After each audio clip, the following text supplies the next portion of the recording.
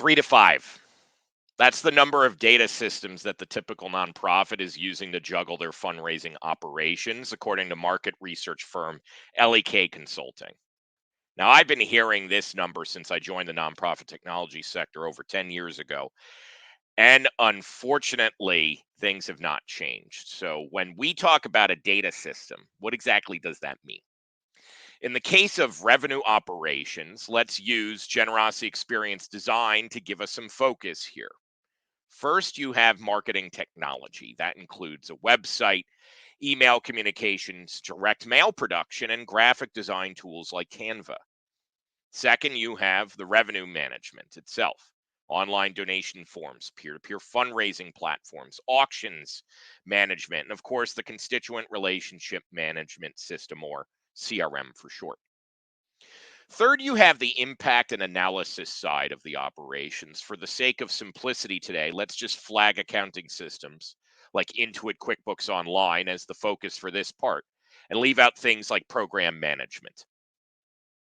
All of these things combined lead to data that is generated that pertains to a different action or insight about a person. The problem rears its head when that person starts interacting with the way many ways nonprofits have chosen to design their generosity experiences. Now, this is Ace, a proud member of our One Bunch. Let's pretend that Ace just heard about your nonprofit because of a video that you posted on social media. Ace likes that video and then chooses to go to your website. The website then has a form to sign up for an email list. Great. So Ace goes ahead and signs up for your monthly newsletter. That hits your third-party email newsletter software. But then the nonprofits decided to use the CRM's email program that's built in to send all their appeals and not the third-party system that captured the newsletter. So this new potential supporter, if they feel compelled enough to hit that donate now button that you've put into that appeal, is now taken to a form that is asking them to give tons of duplicate information, as well as things likely not necessary at this stage of the journey. Okay, fine. Because the nonprofits triggered something within ACE, they suffer through the terrible donation form and they go ahead and donate. But in this case, they're using the fancy forms that have all the bells and whistles. They even set up a recurring donation.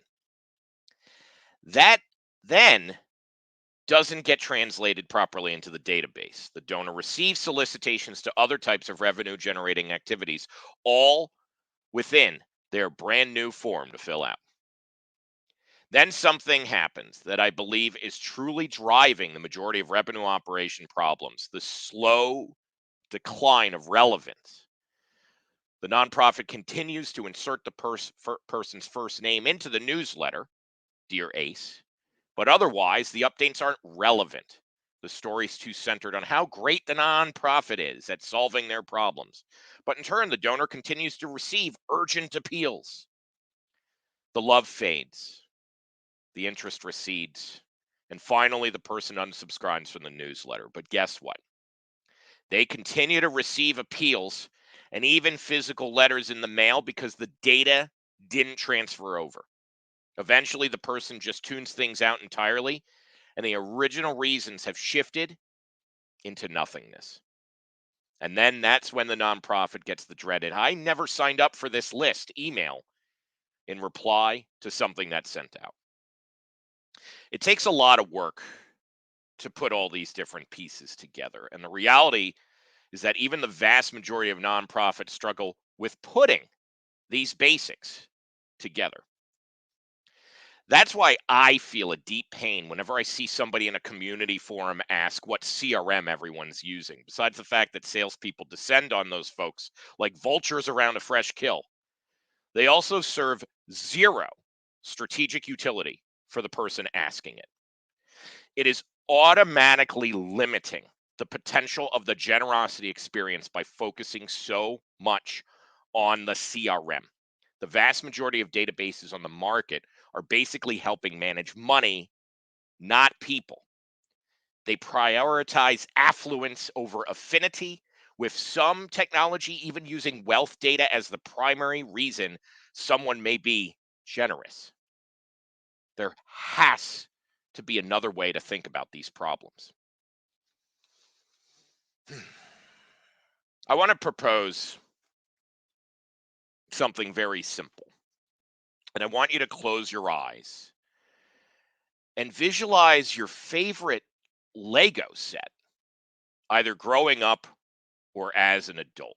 And this is a good opportunity. Maybe even pop that into the chat here, because I have my favorite that I'll share. But this is pretty critical for how we could start to think about the problems that I just talked about.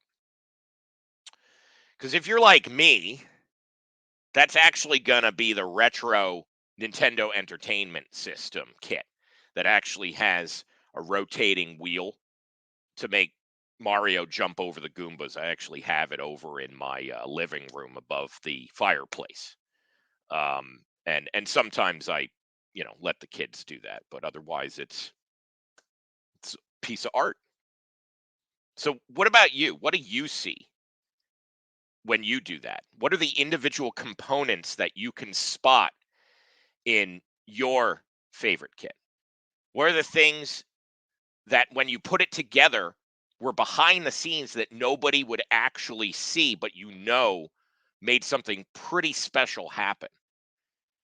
And did you ever have a situation where a brick was missing and you were able to quickly swap it out from another piece from another kit?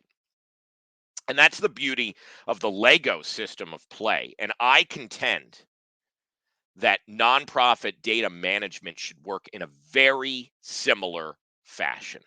Each brick is a piece of data about somebody, and those pieces eventually lock together to form the fullness of who that person is. And in turn, all that comes together to build the entirety of what you see as a finished build.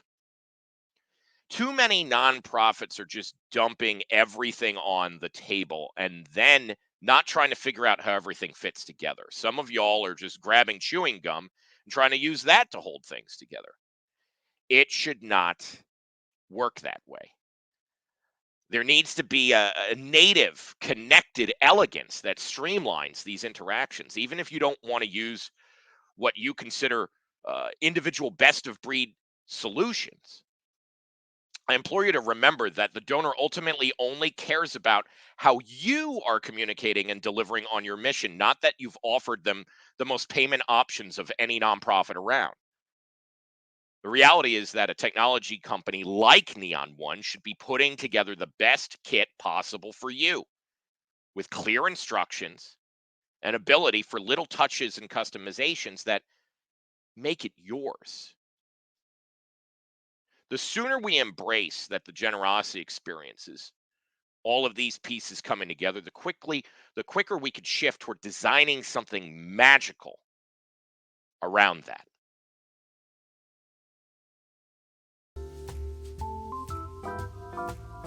Thanks for watching Neon One on YouTube. Subscribe to keep up with all our upcoming videos, and check out another video right here.